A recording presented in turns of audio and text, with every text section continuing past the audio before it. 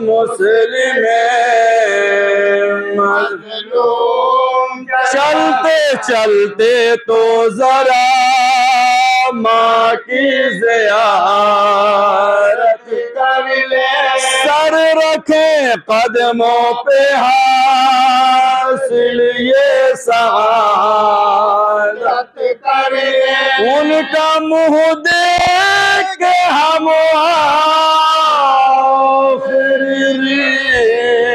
رفت کر لیں ہم کو رخصت وہ کریں ہم انہیں رخصت کر لیں ہم کو رخصت وہ کریں ہم انہیں رخصت کر لیں دودھ گر ہم کو نہ بخشے گی وہ حق جو ہے مادر رہ جائے گا سر پر بابا شہ سے جب لے کے رضا مسلم مظلوم چلا کر چکے مسلم مظلوم یہ جب قیلو ارے چلا کوفے کی طرف اپنے لیے دونوں راہ میں بیٹھا ہرن کو کوئی کرتا تھا دیکھ کر یوں کہا مسلم نے بسد دیکھ کر یوں کہا مسلم نے بسد راہ میں پار میری ہے نظر مجھ کو گھر سے چلتے ہی دیا کو دکھائی مجھ کو شہ سے جب لے کے رضا مسلم مظلوم تن تقدیر طرف کوفے کو دوڑے ہائے اس کوفے میں تشریف جو لائے ایک دن چین وہاں لینے نہ پائے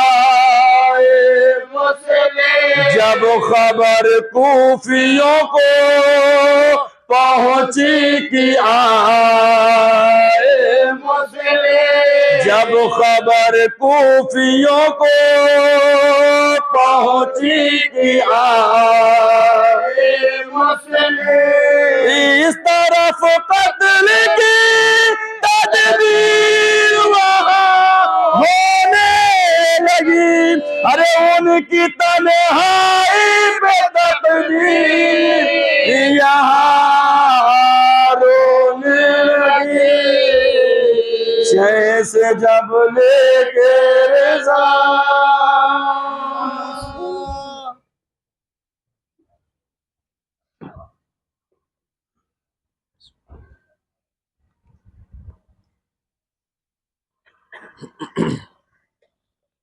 ہم کرسی لاؤ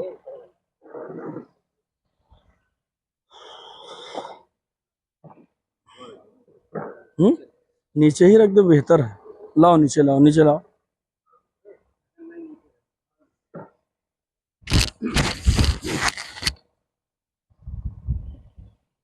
نعرہ صلوات آئیے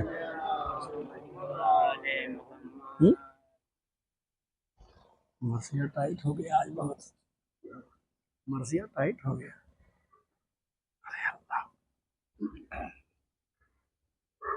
محمد والے محمد صلوات ارے آؤ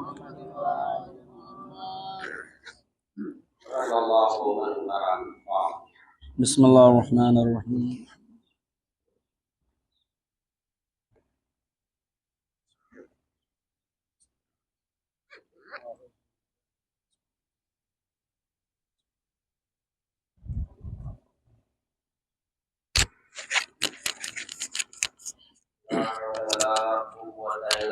بالله العلي العظيم. أعوذ بالله السميع العليم من الشيطان اللعين اللئيم الرجيم. بسم الله الرحمن الرحيم. الحمد لله رب العالمين. الصلاة والسلام على أشرف الأنبياء والمرسلين سيدنا وشفيعنا وطبيب نفوسنا وحبيب قلوبنا أبي القاسم محمد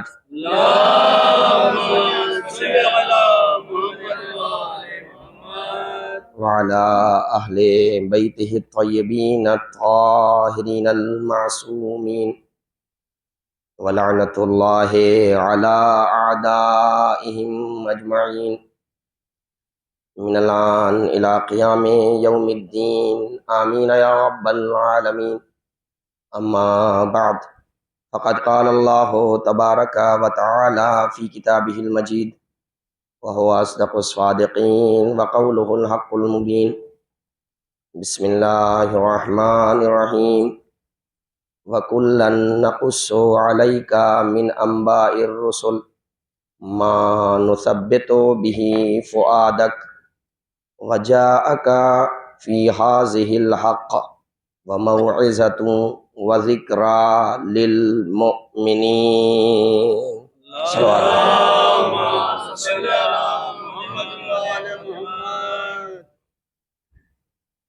عزیزان گرامی قدر، بزرگان عزیز،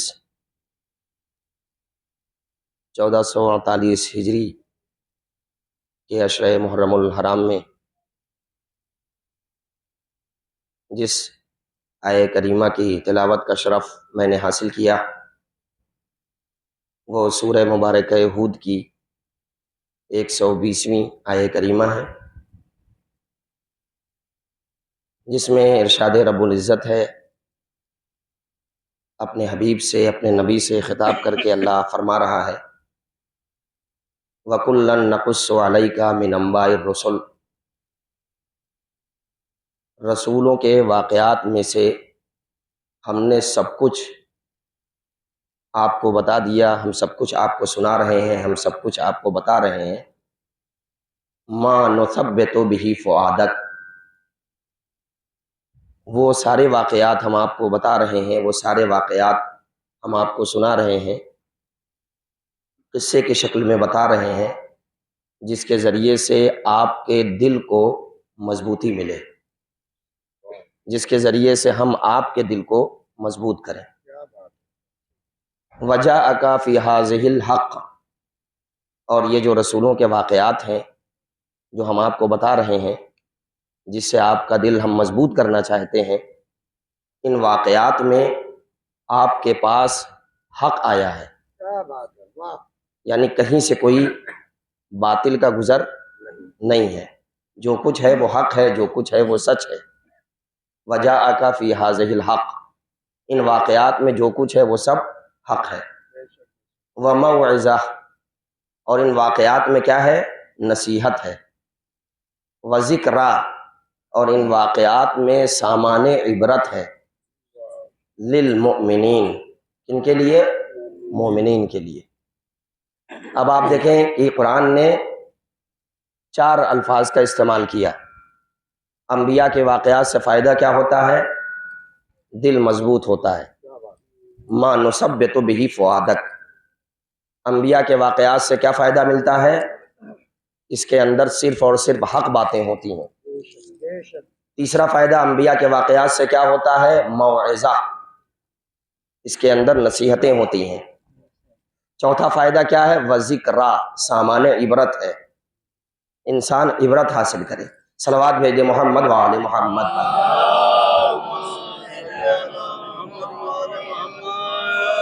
اب یہ قرآن کہہ رہا ہے اللہ اپنے حبیب سے کہہ رہا ہے کہ ہم رسولوں کے واقعات اس لیے آپ کو بتا رہے ہیں، ہے نا، یہ اللہ کہہ رہا ہے۔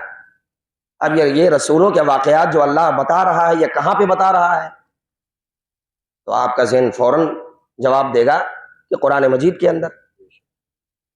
تو قرآن مجید کے اندر جو پیغمبر کے واقعات، جو پیغمبروں کے واقعات، رسولوں کے واقعات، انبیاء کے واقعات جو اللہ نے بیان کیے، تو اب میں یہ بھی کہہ سکتا ہوں کہ چونکہ قرآن میں انبیاء کے واقعات ہیں، تو کہہ سکتا ہوں کہ قرآن لوگوں کے دلوں کو مضبوط کرتا ہے، اس لیے کہ قرآن کے اندر ہی انبیاء کے واقعات ہیں۔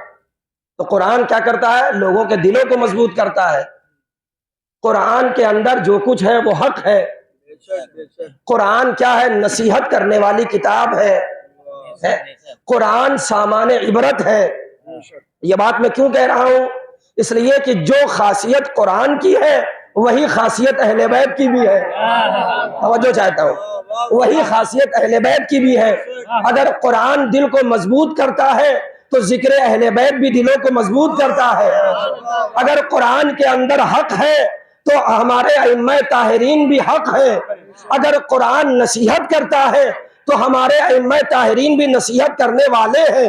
اگر قرآن کے ذکر میں سامان عبرت ہے تو ہمارے معصومین کے ذکر میں بھی سامان عبرت ہے۔ صلوات بھیجے محمد وآل محمد۔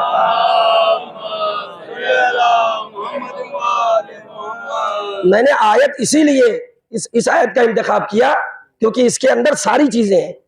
آپ فضائل پڑھنا چاہیں تو فضائل آ جائیں، آپ نصیحت کرنا چاہیں تو نصیحت آ جائے، آپ عبرت والی باتیں رکھنا چاہیں تو عبرت والی باتیں بھی آ جائیں۔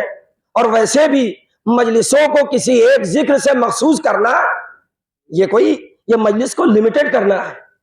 ان مجلسوں میں تبلیغات بھی ہونی چاہیے، ان مجلسوں میں فضائل بھی ہونے چاہیے، دونوں چیزیں ضروری ہیں۔ یاد رکھیے کہ اگر ہم تبلیغ کریں، توجہ چاہتا ہوں، آج میں چاہوں گا کہ کچھ نصیحت آمیز باتیں آپ تک رکھوں، لیکن یہ بھی ہمیں پتہ ہونا چاہیے اگر ہم صرف نصیحت کریں، تبلیغ کریں اور اہل بیت کے فضائل نہ پہنچائیں تو جب ہم اہل بیت کی سیرت پڑھیں گے تو مجمع سنے گا نہیں۔ توجہ چاہتا ہوں، پہلے تو شخصیتیں معتبر ہوں، جب ان کے فضائل سمجھ میں آ جائیں گے تو ان کے اقوال بھی سنے گا مجمع، ان کا کردار بھی سمجھے گا۔ تو دونوں چیزیں ضروری ہیں۔ ہم مجلسوں میں اگر شرکت کر رہے ہیں تو ہمیں ہر طرح کا ذکر سننا ہے، ہمیں فضائل بھی سننے ہیں، اعمال کی بات آ جائے، نصیحت کی بات آ جائے، وہ بھی سننا ہے، دونوں چیزیں ضروری ہیں۔ اور پھر جب ہم ان کے فضائل سے آشنا ہو جائیں تو پھر ہم جب سمجھائیں کہ ہمارے ائمہ طاہرین نے کیا کہا ہے، پیغمبر نے کیا کہا ہے، اہل بیت نے کیا کہا ہے، تو مجمع متوجہ ہوتا ہے۔ بعض حضرات یہ بھی سمجھتے ہیں کہ مجلس کا مطلب صرف فضائل ہوتا ہے۔ توجہ چاہتا ہوں، میں دونوں چیزیں بیلنس بنا کے چلتا ہوں، اور یہ دونوں چیزیں ضروری ہیں۔ یاد رکھیے گا، فضائل کو بھی آپ کمتر نہیں کہہ سکتے، اس لیے کہ فضائل یہ انسان کی معرفت میں اضافہ کرتے ہیں۔ توجہ چاہتا ہوں، اور جب معرفت میں اضافہ ہو جائے، پھر اگر عشق کسی کا عشق انسان کے دل میں آ جائے تو انگلی کا ایک اشارہ سمجھانے کے لیے کافی ہے۔ صلوات بھیجے محمد وآل محمد۔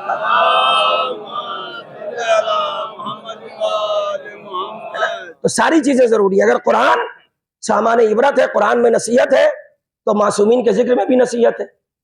تو جب آپ معصومین کا ذکر کریں تو صرف فضائل نہ سنیں اور نہ صرف فضائل پڑھے جائیں، فضائل کے ساتھ ساتھ نصیحتیں بھی ضروری ہیں، ساری چیزیں ضروری ہیں۔ اس لیے کہ جو قرآن کی خاصیت وہی ائمہ طاہرین کی خاصیت۔ لیکن ہوتا کیا ہے، ہر ذاکر جب منبر پہ آتا ہے تو ہر ایک کی تمنا یہی ہوتی ہے ہم فضائل پڑھیں، تبلیغ نہ ہونے پائے۔ اچھا، کیا ائمہ طاہرین نے ہم سے کہا کہ صرف ہمارے فضائل پڑھو؟ اچھا، کیا تعریف کرنے سے نجات مل جائے گی؟ پیغمبر نے یہ جو کہا ہے، ان الحسین مصباح الہدی و سفینۃ النجات، حسین کیا ہے؟ ہدایت کا چراغ ہے اور نجات کا سفینہ ہے۔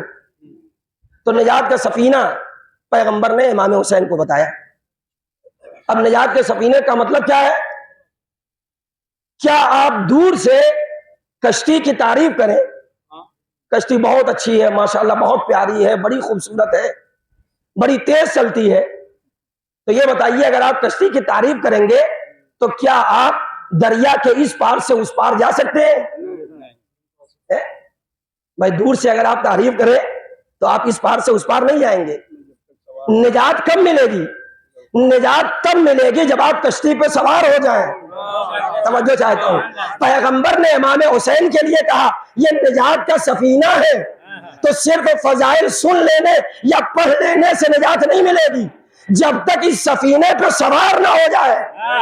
صلوات بھیجے محمد وآل محمد پر.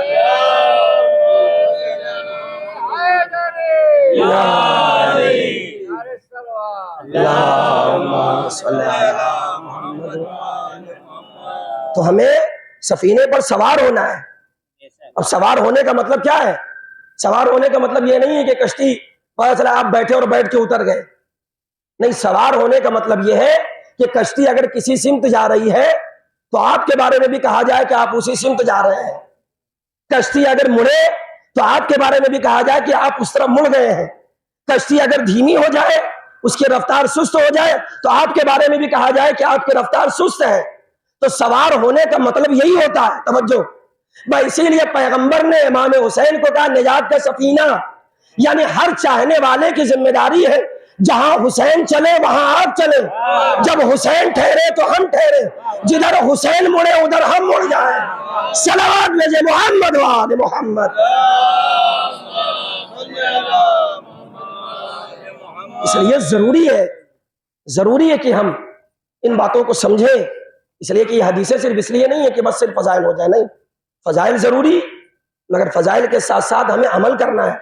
معصومین اسی لیے آئے تھے اور یہ مجلسیں اسی لیے ہے کہ ہم ان کے کردار کو دیکھ کر فیضیاب ہوں، اپنے اعمال کی اصلاح کریں.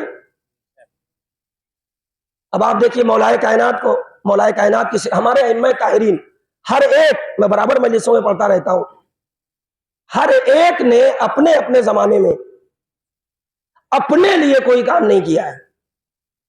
ان کی ایک ایک سانس، ایک ایک حرکت، ایک ایک سکون اللہ کے لیے، اللہ کو پہچانوایا، اللہ کی طرف انہوں نے لوگوں کو دعوت دی. اور اگر نہ سمجھ میں آئے تو آپ جوش کا بس یہ شعر یاد کر لیجئے جو امام حسین کے لیے کہا کہ سجدوں سے کھینچتا ہے جو مسجود کی طرف، تنہا جو ایک اشارہ ہے معبود کی طرف. امام حسین کے لیے جوش ولی آبادی کا یہ شعر ہے. یعنی امام حسین نے سجدوں سے لوگوں کے ذہن کو مسجود کی طرف کھینچا، اس ہستی کی طرف کھینچا جو لائق سجدہ ہے. امام حسین کی زندگی کا اختتام سجدہ ہے، نماز ہے. آپ سمجھیے کہ نماز کی کیا اہمیت ہے. ہمارے معصومین نے برستے ہوئے تیروں میں نماز پڑھی ہے. مولا کائنات جنگ میں مصلی بچھا دیا، وقت نماز آ گیا. صحابہ نے عرض کی مولا اتنی شدت کے ساتھ جنگ ہو رہی ہے اور اس میں آپ مصلی عبادت بچھا رہے ہیں. تو مولا نے جانتے کیا جواب دیا؟ مولا نے یہ نہیں کہا کہ نماز واجب ہے، نہیں، مولا نے کیا بتایا؟ مولا نے کہا اسی نماز کے لیے تو جنگ کر رہے ہیں. توجہ چاہتا ہوں، یعنی جنگ بھی نماز کو بچانے کے لیے ہے، نماز کو پہنچانے کے لیے ہے.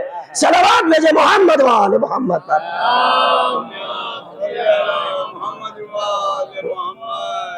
یہ بہت ضروری ہے. اور یاد رکھیے گا اگر کوئی انسان نماز نہیں پڑھتا تو وہ انسان قرآن کی نگاہ میں وہ انسان مومن ہی نہیں ہے، بلکہ قرآن نے اسے مشرک کہا ہے. اے صاحبان ایمان نماز کو قائم کرو، فوراً بعد ہے وَلَا تَكُونُوا مِنَ الْمُشْرِكِينَ. اور دیکھو مشرکین میں سے نہ ہو جانا. نماز قائم کرو، اقیموا الصلاۃ، نماز قائم کرو، اور وَلَا تَكُونُوا مِنَ الْمُشْرِكِينَ. اور دیکھو مشرکین میں سے نہ ہو جانا.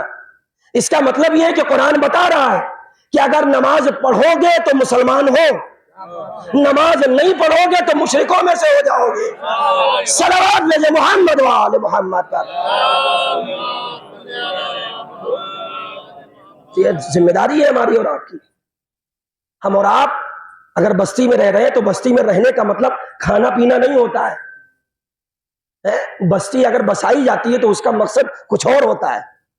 جناب ابراہیم کی دعا قرآن مجید میں موجود ہے، ربنا انی اسکنت من ذریتی اے میرے پروردگار میں اپنی ذریت کو ساکن کر کے جا رہا ہوں، اپنی ذریت کو بسا کے جا رہا ہوں، اپنی ذریت کو چھوڑ کے جا رہا ہوں.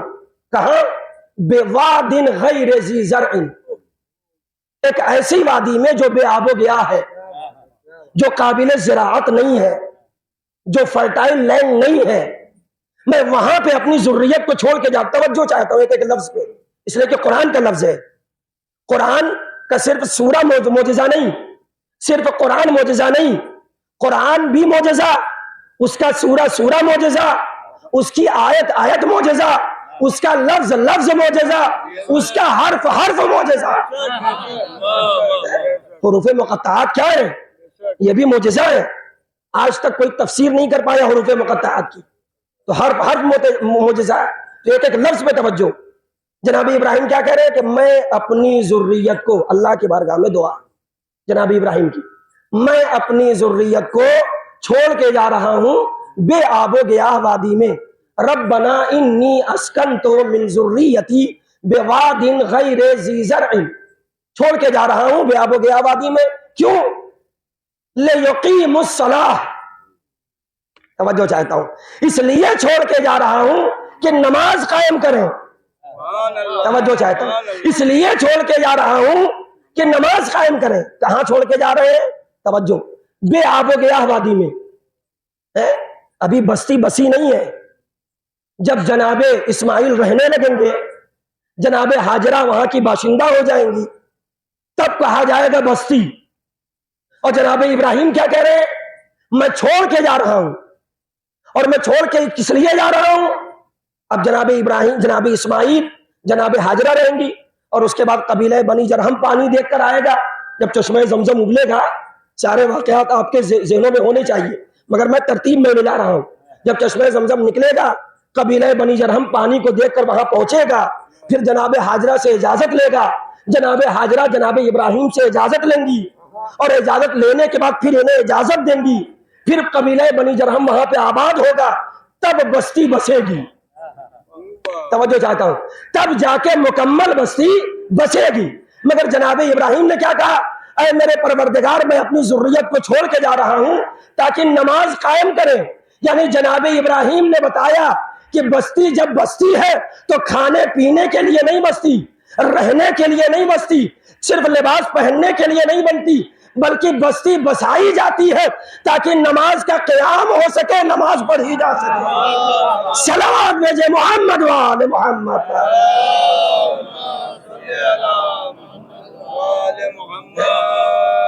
تاکہ نماز ہو سکے، قیام نماز ہو سکے. اس کا مطلب کیا ہے؟ جناب ابراہیم بتا رہے ہیں، قرآن کہہ رہا ہے وہ بستی بستی نہیں ہے جس میں نماز گزاروں کی ہستی نہ ہو، جس میں نماز پڑھنے والے لوگ نہ رہیں. تو آپ دیکھیں قرآن کتنی صراحت سے کہہ رہا ہے، نماز نہیں پڑھو گے تو دیکھو کہیں مشرکوں میں سے نہ ہو جاؤ. نماز اگر نہیں پڑھ رہے تو اس کا مطلب کیا ہے کہ پھر تم بستی میں رہ رہے ہو، بس دیکھنے میں انسان ہو، ورنہ حقیقت میں تم جانور ہو، بلکہ جانور سے بھی بدتر ہو. جانور ہو بلکہ جانوروں سے بھی بدتر ہو. اس لیے کہ نماز مولا کائنات زندگی کے آخری وقت میں، آخری لمحہ جب سر پہ ضربت لگی تو مولا کائنات نے امام حسن اور امام حسین سے وصیت کی. میں کبھی وقت ملے گا تو میں پورا خطبہ نہج البلاغہ میں جو موجود ہے میں اس کو پڑھ چکا ہوں عربی میں، اس کا ترجمہ اور تشریح، لیکن وقت نہیں ہے. اپنے موضوع سے متعلق جو جملہ ہے وہ میں آپ تک پہنچا رہا ہوں. تو مولا کائنات نے امام حسن اور امام حسین کو جو وصیت کی ہے، کب؟ جب سر پہ ابن ملجم کی ضربت لگی. اب آپ سوچئے کہ جب انسان کا اس دنیا سے گزر جانے کا وقت آ جائے تو ایسے میں اگر انسان کوئی بات کرے تو وہ کتنی اہم بات ہوگی.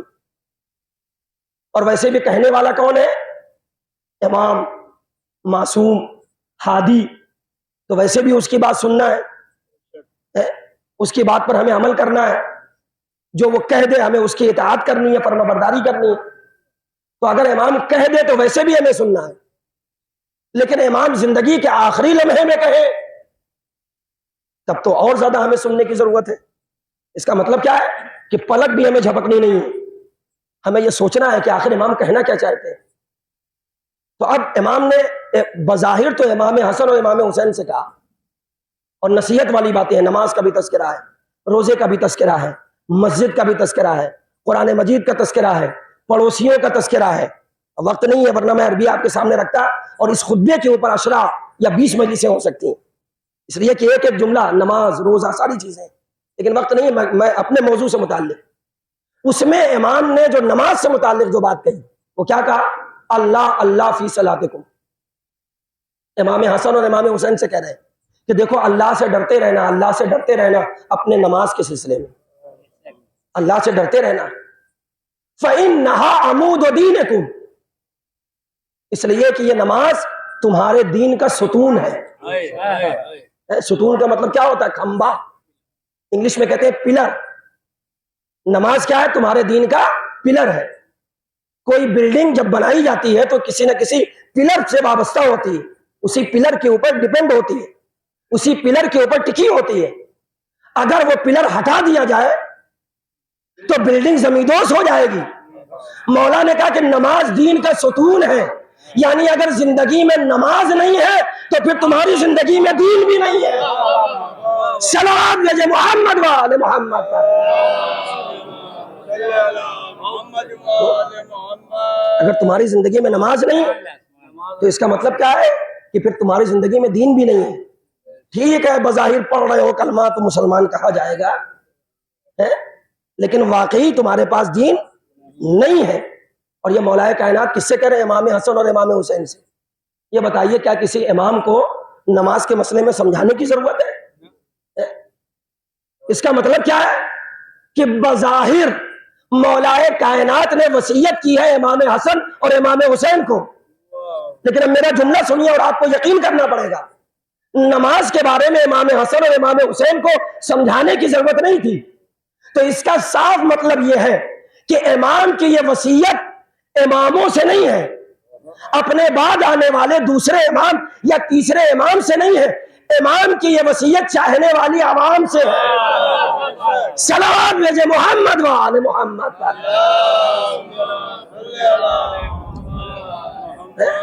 تو یہ امام کہہ رہے ہیں, ہمیں ان تمام باتوں کے اوپر توجہ رکھنی ہے. چھٹے امام کی حدیث سن لیجئے, صادق آل محمد امام جعفر صادق علیہ السلام.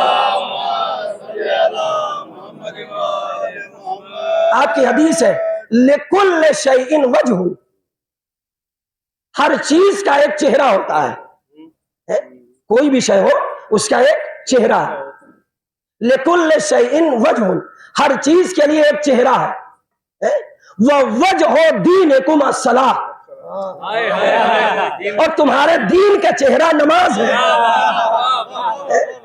اب آپ بتائیے اگر آپ یہاں پہ بیٹھے رہے اور بیٹھنے کے بعد آپ کا سر غائب ہو جائے تو کیا آپ بیٹھے رہیں گے؟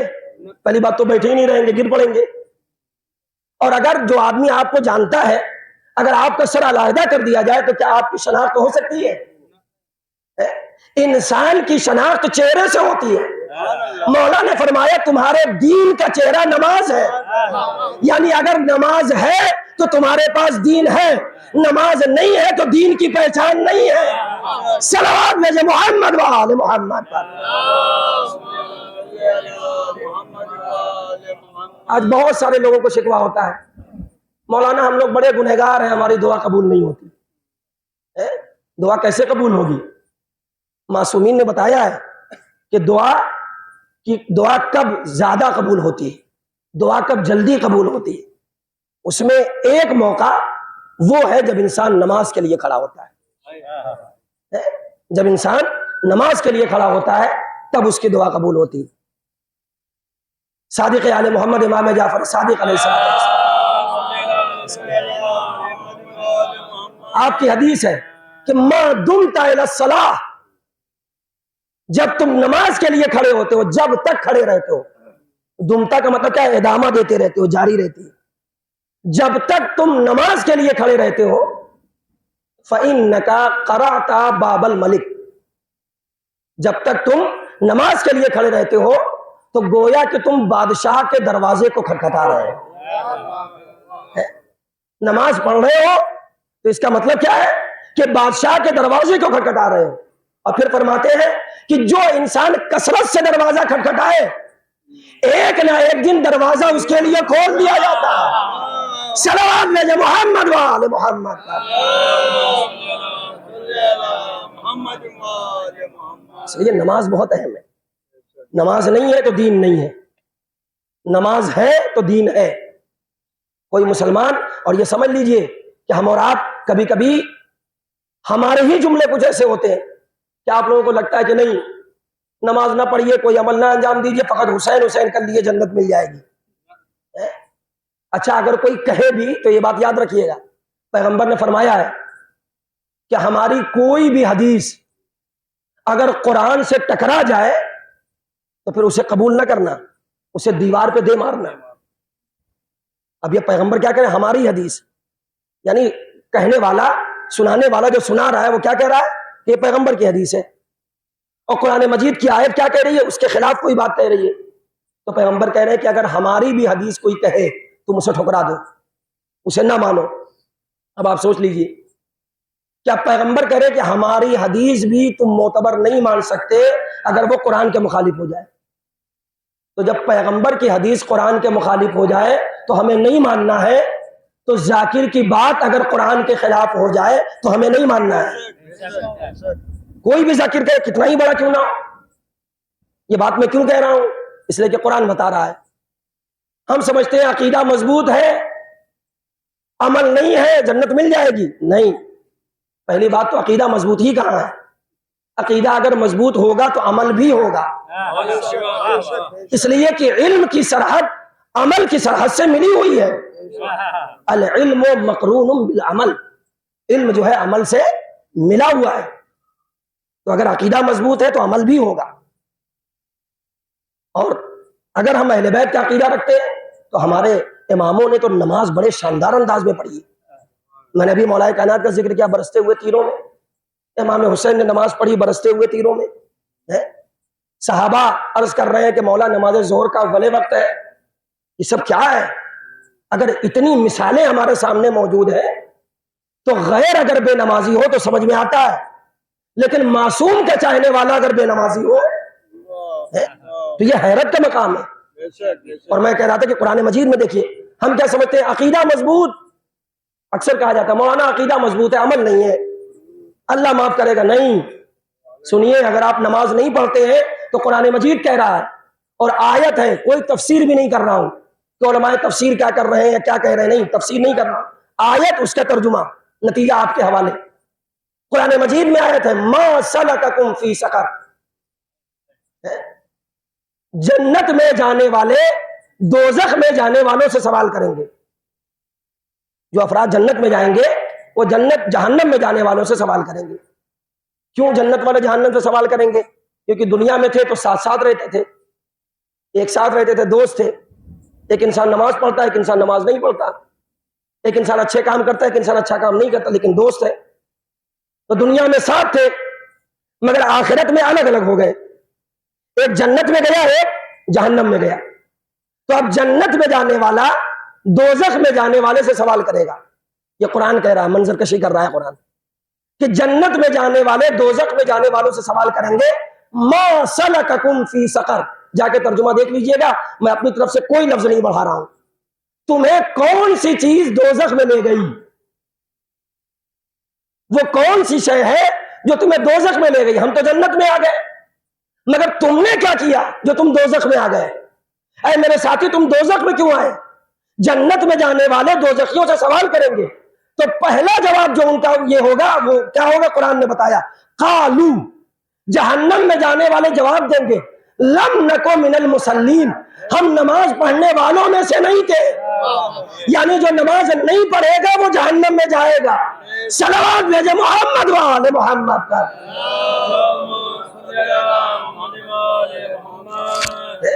اس لیے اہل بیت کا جب ذکر سنیے تو اس میں نماز کو یاد رکھا کریے. نماز بہت اہم ہے. اور کبھی کبھی تو بعض افراد کی حماقتوں پر ہنسی آتی ہے کہ امام حسین کو ہی نماز سے ٹکرا دیتے ہیں, جبکہ امام حسین اور نماز میں اتنا ربط ہے کہ اگر آپ حسین کو دیکھیے تو نماز یاد آئے گی, اور نماز کو سوچیے تو حسین یاد آئیں گے. اتنا حسین ربط ہے, اتنا گہرا ربط ہے. امام حسین اور نماز میں، اتنا گہرا ربط، اور ان کو سمجھ میں نہیں آتا نماز اور حسین سے ٹکراؤ۔ ارے یہ ٹکراؤ والی چیز تھوڑی نہ ہے، یہ تقابل والی شے تھوڑی نہ ہے نماز اور حسین۔ میں ایک جملہ کہا کرتا ہوں، وہ جملہ آپ اپنے ذہنوں میں محفوظ رکھیے گا، نہ ہم نماز کو چھوڑ سکتے ہیں نہ ہم حسین کو چھوڑ سکتے ہیں، دونوں ایک دوسرے سے گہرا ربط رکھتے ہیں۔ میں ایک جملہ اکثر کہا کرتا ہوں، وہ جملہ آپ کے بیاض دل میں محفوظ ہونا چاہیے، نہ ہم نماز چھوڑ سکتے ہیں نہ ہم حسین چھوڑ سکتے ہیں، دونوں تقابل والی شے نہیں ہے، دونوں تقابل والی شے نہیں ہے۔ حسین عشق کا نام ہے، نماز مقصد حسین کا نام ہے۔ صلوات بھیجے محمد وآل محمد پر۔ بعض لوگ کہتے ہیں نہیں، اگر مجلس ہو رہی ہے اور مجلس ہوتے ہوتے نماز کا وقت آ گیا تو ممبروں سے خود ہم نے سنا ہے بعد میں نماز ہو جائے گی۔ اچھا، کہنے کی ضرورت نہیں ہے، ٹھیک ہے، نماز میں گنجائش ہے تو یہ سب باتیں کہنی بھی نہیں چاہیے کہ بعد میں نماز ہو جائے گی۔ اچھا، اس کے بعد ثابت بھی کرتے ہیں کہ نماز افضل ہے امام حسین سے۔ نہیں، نماز یہاں افضل اور مفضول والی بات نہیں ہے، یہ برابر آپ سنتے رہتے ہیں، افضل اور مفضول والی بات نہیں ہے یہاں پہ۔ صلوات بھیج دے ایک بار محمد والے محمد،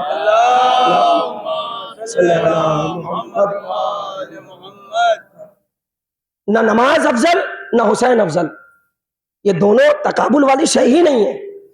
میں آپ کے سامنے عرض کروں، جو مثال دی جاتی ہے کہ امام حسین پشت رسول پر تھے، اور اب جب پشت رسول پر امام حسین تھے تو پھر پیغمبر کی نماز جاری رہی جب تک حسین پشت پیغمبر پر بیٹھے رہے۔ تو دلیل یہ دی جاتی ہے کہ اس کا مطلب یہ ہے کہ حسین افضل ہے، نماز مفضول ہے۔ مگر میں کہتا ہوں کہ نماز کو آپ مفضول تب کہتے جب حسین پشت پیغمبر پر بیٹھتے اور نماز توڑ دی جاتی، مگر نماز ٹوٹی نہیں ہے، توجہ چاہتا ہوں، نماز ٹوٹی نہیں ہے، حسین پشت پیغمبر پر بیٹھے ہیں تو نماز جاری ہے۔ اس کا مطلب یہ ہے کہ محبت حسین نماز کو طولانی کرنے کا سبب ہے، نماز کو ختم کرنے کا سبب نہیں ہے۔ صلوات بھیجے محمد وآل محمد پر۔ نہیں چلتے نا، اندر چلتے کیا؟ ٹھیک، صلوات بھیج دے ایک بار اور محمد وآل محمد پر۔ بس اب آپ دیکھیں، جناب مسلم نے بھی کوفے میں یہی پیغام دیا ہے۔ میں سوچ کے نہیں آیا تھا، مگر ایک جملہ جناب مسلم نے کوفے میں یہی پیغام دیا کہ نماز اتنی اہم ہے کہ مسلم زندگی کے آخری لمحے میں بھی نماز پڑھیں گے، زندگی کے آخری لمحے میں نماز۔ یعنی مسلم بتا رہے ہیں ہمارے سر و تن میں جدائی ہو سکتی ہے لیکن جب تک زندہ ہے ہم میں اور نماز میں جدائی نہیں ہو سکتی۔ اور مسلم نے آخری دم میں، آخری وقت پہ نماز کی اجازت، 2 رکعت نماز پڑھنے کی اجازت مل جائے، بس ہاں لیجیے، جلاد تلوار لے کر کھڑا ہوا ہے، مگر تلواروں کے سائے میں جناب مسلم نے 2 رکعت نماز پڑھ کے نماز کی اہمیت کو بتایا۔ مگر جیسے ہی جناب مسلم نے نماز پڑھی، ادھر جلاد نے جناب مسلم کے سر و تن میں جدائی کر دی۔ یہ وہ حسین کا سفیر جسے حسین نے بتایا تھا یہ میرا معتبر ہے، اس نے نماز کو معتبر کیا اور اس کے بعد دنیا سے گیا اور نماز کی اہمیت کو سمجھایا ہے۔ جناب مسلم نے نماز کی ویلو سمجھائی۔ بس ہاں، ارباب عزا سر و تن میں جدائی ہونے کے بعد اسی مسلم کے لاشے کو بالائے دارالعمارہ سے زمین پر پھینک دیا گیا، زمین پر پھینکا گیا۔ پیغمبر نے اسی لیے علی سے کہا تھا، اے علی، عقیل کا ایک بیٹا مسلم ہوگا جو تمہارے بیٹے کی محبت میں شہید کیا جائے گا۔ اے علی، عقیل کا بیٹے مسلم پر چونکہ کوئی نماز جنازہ نہیں پڑھے گا، اس لیے آسمان کے ملائکہ اس کی نماز جنازہ پڑھیں گے۔ میں کہوں گا اے مسلم، آپ جب دنیا سے گئے تو کم سے کم پیغمبر کی یہ حدیث تھی کہ آسمان کے فرشتوں نے نماز جنازہ پڑھی، اس لیے کہ کوئی نہ تھا، مگر جب حسین دنیا سے گئے، لاشیں گرم پر لاشاں ہے، بیٹا موجود ہے، نماز پڑھ سکتا ہے مگر اتنا مجبور، ہاتھوں میں ہتھکڑیاں، پیروں میں بیڑیاں، گلے میں خاردار، تو کیسے نماز پڑھے؟ باسی عالم میں کربلا سے کوفہ، کوفے سے شام، اسے محو سفر رہنا ہے۔ انا للہ و انا الیہ راجعون۔ وسیعلم الذین ظلموا ای منقلب ماتم حسین۔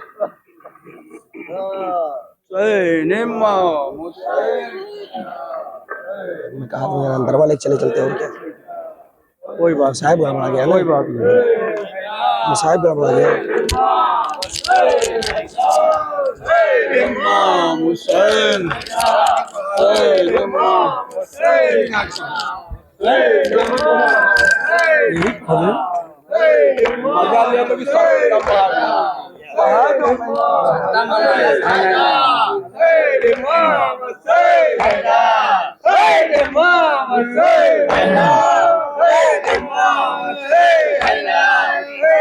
شہر کوفہ سے ناگاہ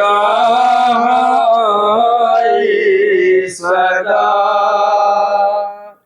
آئے مسلم سے دنیا خفا ہو گئی۔ شہر کوفہ سے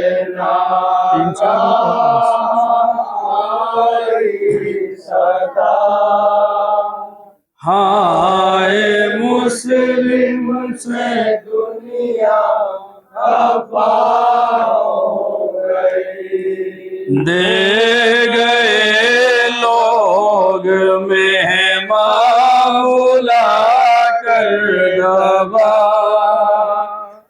ہائے مسلم سے دنیا خفا ہو گئی۔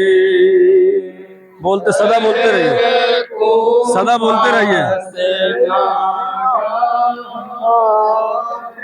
وہ کما کریکٹ پر اسے کونو فرق نہیں، بھاگے لگے تو منیا لے کا کرو جائے جائے ہمیں وہ بٹورو آئے لو یار بھیگ جائیے۔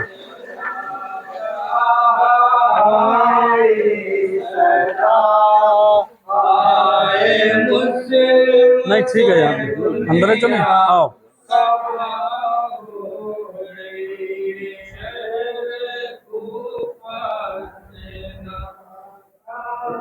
بلائے دستہ بلائے،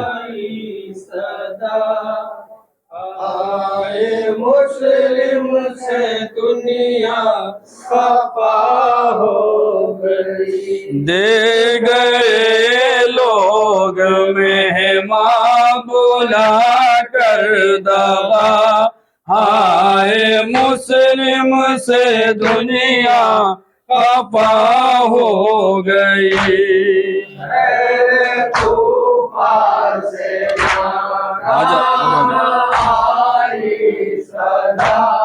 آئے مسلم سے دنیا خفا ہو گئی، کوفیوں نے تمہیں کیسا دھوکہ دیا، لکھ خط پیار کا تم کو بلوا لیا، لکھ خط پیار کا تم کو بلوا لیا، اور اب قتل پر ہے تو لے اشکیا، ہائے مسلم سے دنیا خفا ہو گئی۔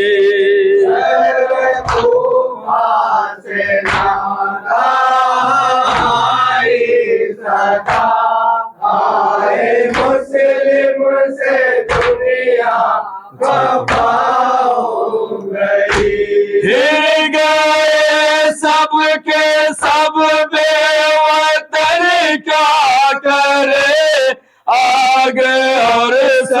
پہ پتھر برسنے لگے آگ اور سر پہ پتھر برسنے لگے جیتے جی موت کا ہو گیا سامنا ہائے مسلم سے دنیا خفا ہو گئی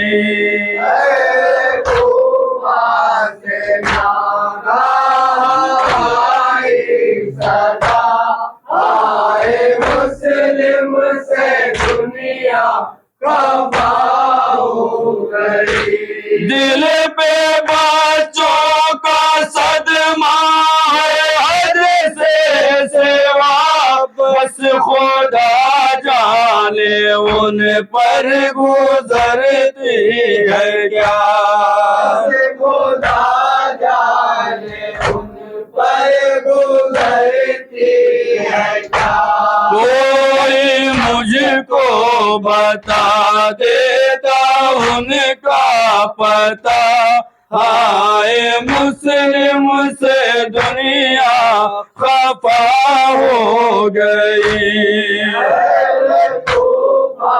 سے ناگا آئی صدا آئے مسلم سے دنیا خفا ہو گئی اب سنو ہے آزادارو دل تھام کر پائے مسلم میں آدھا رسن باد کر مسلم میں آدھار سن باد کر کھینچتے پھرتے تھے شہر میں جا بجا آئے مسلم سے دنیا خفا ہو گئی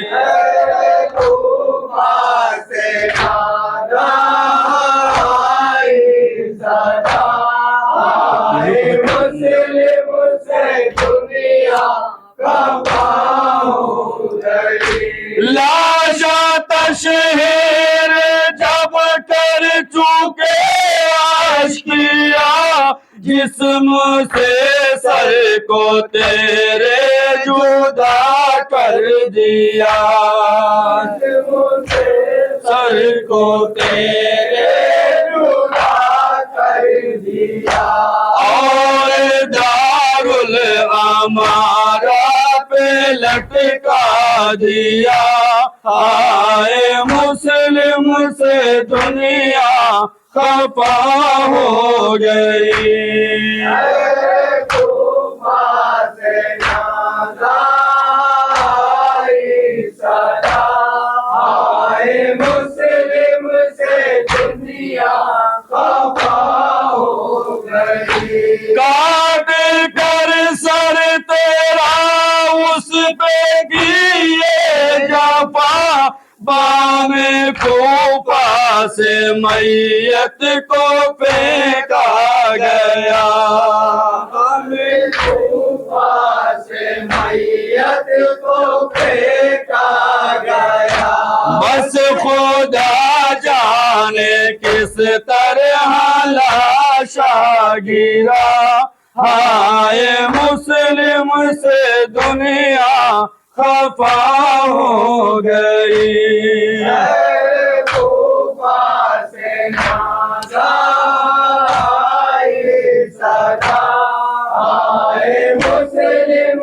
سے دنیا خفا ہو گئی ظلم کی شہر کوفہ میں حد ہو گئی ایک مسافر پہ غم چلا دی چھری مسافر پہ غم چلا دی چھری رحم آیا نہیں کوفیوں کو ذرا ہائے مسلم سے دنیا خفا ہو گئی